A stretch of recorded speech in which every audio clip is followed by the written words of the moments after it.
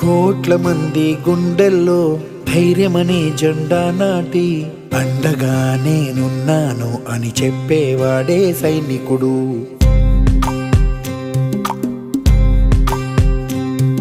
ఈ దేశమే నా ఇల్లంటూ అందరూ నా వాళ్ళంటూ కులం మతం భేదాలను భస్మం చేసేవాడే సైనికుడు.